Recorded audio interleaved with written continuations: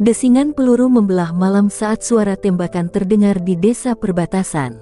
Letda Arya dan timnya baru saja tiba ketika ledakan mendadak mengguncang tanah, menghancurkan beberapa rumah warga. Jeritan orang-orang yang ketakutan bercampur dengan suara tembakan liar dari arah hutan. Arya berusaha mengatur pasukannya, tetapi serangan datang terlalu cepat dan brutal. Dalam hitungan detik, tembakan tajam menembus dadanya. Ia jatuh ke tanah dengan napas tersengal, sementara di sekelilingnya, sahabat-sahabatnya hanya bisa berteriak tanpa daya. Darah hangat mengalir di tanah yang basah, menyatu dengan hujan yang turun deras. Kapten Rama, dengan wajah dipenuhi lumpur dan amarah yang membara, berusaha menarik tubuh Arya ke tempat aman, tetapi hujan peluru semakin deras. Bara dan Joko menutupi pergerakan mereka, membalas tembakan ke arah hutan yang gelap, sementara Eko berusaha menenangkan warga yang berlarian dalam kepanikan. Namun, mereka kalah jumlah. Dari balik semak-semak, musuh bergerak seperti bayangan, menghabisi siapapun yang mencoba melawan.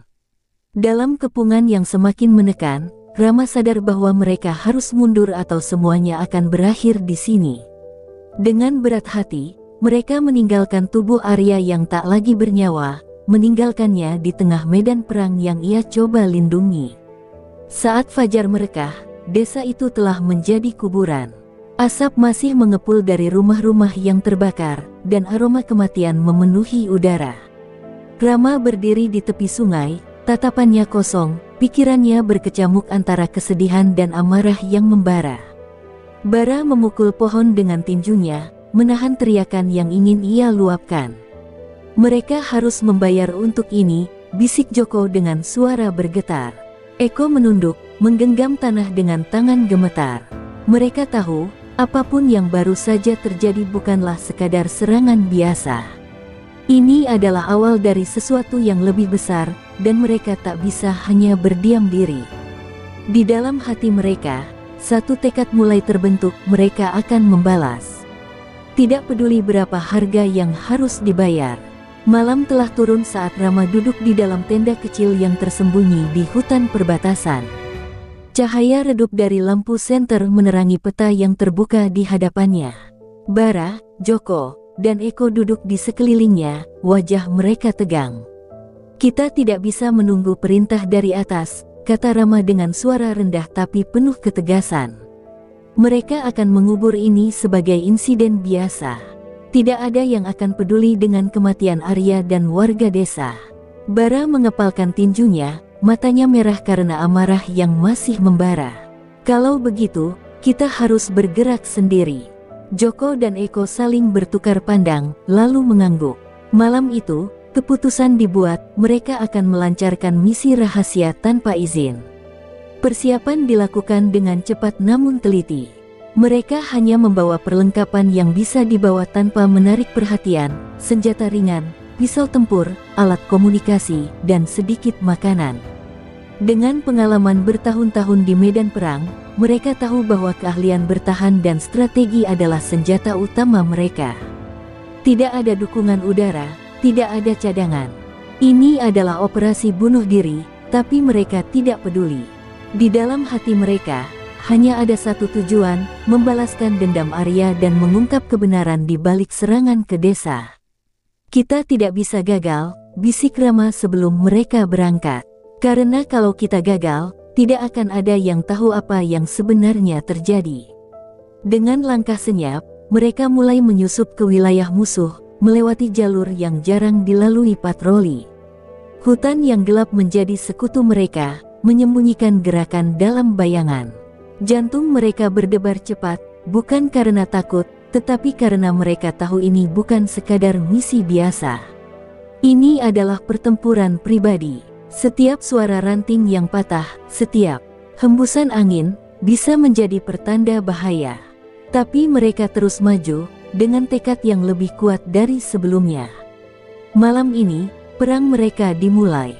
Hutan di perbatasan bagai labirin kelam yang siap menelan siapapun yang lengah. Rama memberi isyarat dengan tangan, menyuruh timnya berhenti. Dari kejauhan, Terdengar suara ranting patah, sesuatu atau seseorang ada di dekat mereka. Joko merapat ke tanah, menempelkan telinganya untuk mendengar getaran langkah. Patroli musuh, 5 orang, bisiknya. Waktu berhenti sejenak. 4 prajurit Kopassus itu saling bertukar pandang, lalu bergerak seperti bayangan. Mereka tak boleh tertangkap, atau misi mereka akan berakhir sebelum dimulai. Langkah mereka cepat namun senyap, menyusuri jalur setapak yang hanya diketahui segelintir orang. Hanya desiran daun dan hembusan angin yang menjadi saksi. Bara yang berjalan di belakang menoleh sekilas ke arah desa yang telah hancur di kejauhan. Amarah yang selama ini ia tahan kembali membara. Ia mengeratkan genggamannya pada senjata, matanya penuh dendam. Mereka terus berjalan hingga akhirnya sampai di sebuah sungai yang menjadi batas alamiah antara dua negara. Airnya tenang, tetapi di bawah permukaannya bisa saja ada sesuatu yang lebih berbahaya daripada musuh bersenjata. Tanpa suara, mereka memasuki air, membiarkan arus membawa mereka ke sisi lain perbatasan. Dingin menggigit tubuh mereka, tetapi bukan itu yang mereka takutkan. Di seberang, tanah musuh menanti. Begitu mereka menapakkan kaki di daratan, Rama memberi isyarat kepada timnya untuk bergerak. "Mulai sekarang, kita berada di neraka," bisik Eko dengan suara lirih, sebelum mereka menghilang ke dalam gelapnya malam. Di seberang sungai, tanah terasa berbeda. Lebih keras, lebih asing, lebih berbahaya. Rama memberi isyarat dengan 2 jari, menyuruh timnya merendah dan bergerak perlahan. Mereka telah memasuki wilayah musuh. Tak ada jalan kembali. Setiap langkah yang mereka ambil bisa menjadi yang terakhir. Suara gemerisik daun di kejauhan membuat mereka menahan napas. Joko merapat ke pohon, mengangkat senjata, matanya menelusuri gelapnya hutan. Namun, tak ada yang muncul. "Mereka ada di dekat sini," bisik Eko, hampir tak terdengar.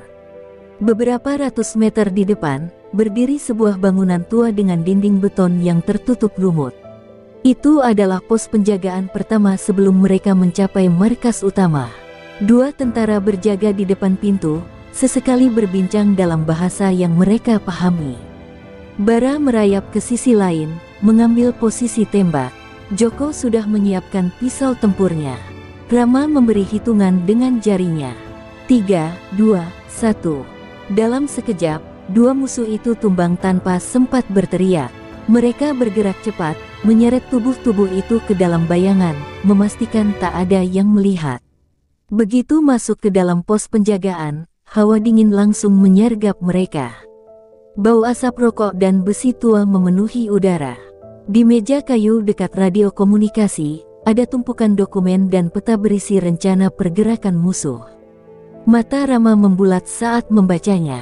"Mereka bukan hanya menyerang desa," bisiknya. "Mereka sedang mempersiapkan sesuatu yang lebih besar." Bara menggertakkan giginya. "Kalau begitu, kita tidak hanya akan membalas.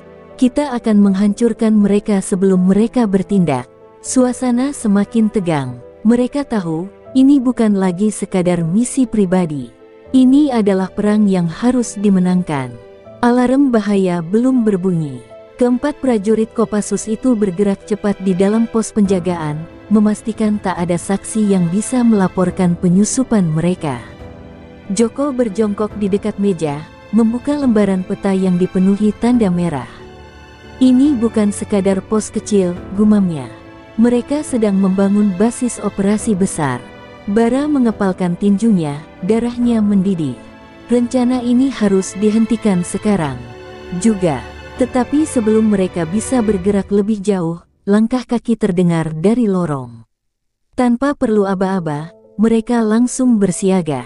Eko merapat ke dinding, pisaunya berkilat dalam kegelapan. Seorang prajurit musuh muncul, tidak menyadari bahaya yang mengintai. Dalam sekejap, Eko menyergapnya, menutup mulutnya sebelum bisa berteriak, lalu menjatuhkannya dengan gerakan cepat. Tetapi suara benda jatuh itu cukup untuk menarik perhatian 2 penjaga lain. "Sial," bisik Rama. Senjata mereka sudah terangkat saat 2 musuh berlari masuk. Tidak ada waktu untuk berpikir. Tembakan pertama diledakkan, lalu keheningan kembali menguasai ruangan. Dua tubuh tergeletak di lantai. Namun, suara tembakan itu tak bisa ditarik kembali. Dari luar pos, terdengar suara langkah tergesa dan teriakan dalam bahasa musuh. "Mereka tahu kita di sini," ujar Bara, matanya penuh kesiapan. Tak ada lagi kesempatan untuk mengendap-endap. Ini bukan lagi misi senyap, ini adalah pertempuran hidup dan mati. Dengan cepat, mereka meraih amunisi tambahan dan bersiap menghadapi gelombang serangan yang akan datang.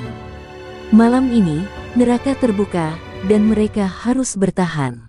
Suara tembakan pertama meledak, menghantam dinding beton dan memecahkan kaca jendela kecil di sudut ruangan.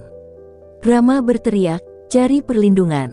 Sementara Joko membalas tembakan dengan rentetan peluru pendek. Dari luar, puluhan langkah kaki bergemuruh mendekat. Musuh tahu mereka ada di sini, dan mereka datang dengan kekuatan penuh. Bara melempar granat ke lorong, ledakannya mengguncang bangunan dan melemparkan debu ke udara. Namun, mereka masih kalah jumlah. "Jendela belakang, kita bisa keluar dari sana," teriak Eko, menunjuk ke jendela kecil yang mengarah ke halaman belakang pos. Tapi mereka tak bisa mundur begitu saja. Jika mereka pergi sekarang, seluruh operasi ini akan sia-sia. "Kita harus ledakkan gudang senjata mereka," kata Bara tegas. Matanya menatap ke arah bangunan kecil di seberang halaman, tempat tumpukan amunisi musuh disimpan. Itu satu-satunya cara agar mereka bisa memberi pukulan telak sebelum kabur. Tanpa ragu, mereka bergerak cepat di bawah hujan peluru, berlindung di balik puing-puing. Rama menembak seorang musuh yang muncul dari balik tembok, sementara Joko berlari sambil membawa bahan peledak. Saat mereka mencapai gudang, Eko segera memasang detonator. Waktu mereka hanya sedikit, 30 detik. "Lari sekarang!" teriaknya. Mereka berhamburan menjauh, melompati barikade dan menerobos pagar kawat berduri. Ledakan besar mengguncang malam, membakar gudang dan mengirimkan bola api ke langit. Mereka berhasil, tapi pertarungan belum selesai. Ledakan di belakang mereka mengguncang tanah, menyelimuti langit dengan bola api raksasa. Bara hampir tersungkur oleh gelombang kejut, tetapi Joko menariknya bangkit. Mereka harus terus berlari. Di belakang, pasukan musuh yang tersisa berteriak marah. Beberapa mencoba menembaki mereka di tengah kekacauan, sementara yang lain masih terhuyung karena ledakan. Mereka mencapai tepian hutan, napas tersengal-sengal. "Jangan berhenti, kita belum aman," seru Eko. Tapi di depan mereka, suara gemuruh air terdengar, sebuah sungai besar membentang, arusnya deras dan penuh batu tajam. "Kita tak punya pilihan lain," kata Rama, matanya menatap arus yang berbahaya. Tanpa ragu, mereka melompat ke dalam air, membiarkan arus membawa mereka menjauh dari musuh. Di seberang sungai, mereka merangkak ke tepian berlumpur, tubuh lelah dan basah kuyup. Namun, mereka belum bisa bersantai. Suara helikopter terdengar mendekat. "Mereka mengerahkan pasukan lebih banyak," gumam Joko. Bara menatap ke langit malam, rahangnya mengeras. Mereka telah membuat kekacauan besar, dan kini mereka menjadi target utama. Pelarian ini baru saja dimulai. Di tepian sungai yang gelap dan berlumpur, keempat prajurit terengah-engah, mencoba mengatur napas. Pakaian mereka basah kuyup, tubuh lelah, tetapi mereka tahu tidak ada waktu untuk beristirahat. Suara helikopter semakin mendekat, baling-balingnya membelah udara dengan raungan mengancam. "Mereka pasti melacak ledakan tadi," bisik Rama, matanya tajam menatap langit yang mulai dipenuhi cahaya sorotan. Joko merayap ke balik semak-semak, mengamati musuh yang kini menyisir tepian sungai dengan anjing pelacak. "Kalau kita tetap di sini, kita mati," gumamnya. Bara menggenggam senjatanya erat. "Kita harus ke arah utara, cari tempat lebih tinggi," usulnya. Dengan langkah hati-hati, mereka menyusup ke dalam hutan lebat, menghindari sorotan lampu yang bergerak mencari. Mereka adalah bayangan di malam, bergerak tanpa suara, hanya ditemani napas yang tertahan dan detak jantung yang berpacu cepat. Tiba-tiba, sebuah suar ditembakkan ke langit, menyala terang seperti matahari kecil di kegelapan. Dalam sekejap, hutan yang semula menjadi tempat perlindungan berubah menjadi perangkap. "Mereka tahu kita di sini," seru Eko. Tanpa pikir panjang, mereka berlari lebih dalam ke hutan, sementara suara tembakan mulai menghujani sekitar mereka. Pelarian ini kini menjadi pertarungan hidup dan mati. Mereka terus berlari tanpa henti, napas tersengal-sengal, sementara suara tembakan semakin mendekat dari berbagai arah. Bara melirik ke belakang, melihat siluet pasukan musuh bergerak cepat di bawah sinar suar yang masih menyala di langit. "Kita tak bisa lari terus, mereka mengepung kita," serunya. Joko menggertakkan gigi. "Kita harus cari posisi bertahan." Di depan mereka, sebuah reruntuhan bangunan tua terselip di antara pepohonan lebat. "Ke sana," Eko menunjuk ke arah reruntuhan. Mereka bergegas masuk, menemukan dinding beton yang masih cukup kokoh untuk berlindung. Dari balik lubang-lubang kecil di tembok, mereka bisa melihat musuh semakin dekat. Langkah kaki terdengar jelas di antara dedaunan kering yang terinjak. Bara mengatur napas, tangannya erat menggenggam senjata. "Kalau ini harus jadi pertahanan terakhir kita, maka kita pastikan mereka tidak mendapat kita dengan mudah." Joko, Eko, dan Rama saling bertukar pandang, lalu mengangguk. Tidak ada pilihan lain. Mereka bersiap menghadapi gelombang serangan terakhir dalam pertempuran yang semakin tak terkendali. Dari balik reruntuhan, Joko melihat celah kecil di sisi kanan bangunan, jalan keluar satu-satunya. "Kita harus keluar dari sini sebelum mereka mengepung total," bisiknya. Di luar, suara langkah kaki semakin banyak. Bara mengangguk, memberi isyarat agar mereka bersiap. Mereka tidak bisa bertahan di sini lebih lama. Tepat saat musuh mulai menyerbu masuk, mereka melemparkan granat asap ke dalam ruangan. Asap putih pekat memenuhi udara, menutupi pandangan musuh. Tanpa membuang waktu, mereka melesat keluar melalui celah yang sempit. Peluru berdesing di sekitar mereka, tetapi kegelapan malam dan kabut asap memberi mereka perlindungan. Begitu sampai di hutan, mereka berlari sekuat tenaga menuju titik ekstraksi. Di kejauhan, suara helikopter terdengar mendekat. Harapan muncul di tengah kelelahan yang hampir tak tertahankan. Mereka berhasil keluar dari kepungan, tetapi perang belum berakhir, misi mereka baru saja dimulai.